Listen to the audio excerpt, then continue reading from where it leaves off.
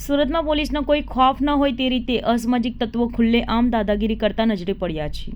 અવારનવાર પોલીસ દ્વારા આવા અસામાજિક તત્વોની ધરપકડ કરી જાહેરમાં સરઘસ કાઢવામાં આવતા હોય છે, છતાં પોલીસનો કોઈ ખોફ ન હોય તેવું સામે આવે છે। ત્યારે સુરતના સંવેદનશીલ ગણાતા લિંબાયત વિસ્તારમાં ફરી એકવાર અસામાજિક તત્વોનો આતંક સામે આવ્યો છે।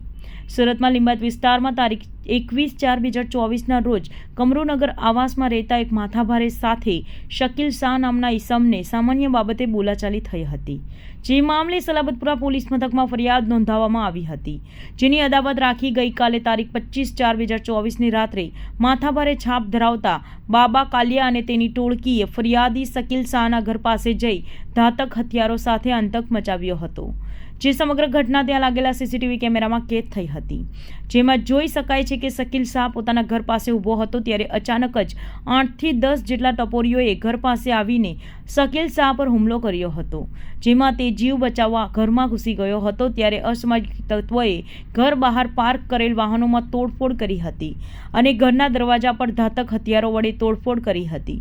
જો કે આખી ઘટના ત્યાં લાગેલા સીસીટીવી કેમેરામાં કેદ થઈ હતી।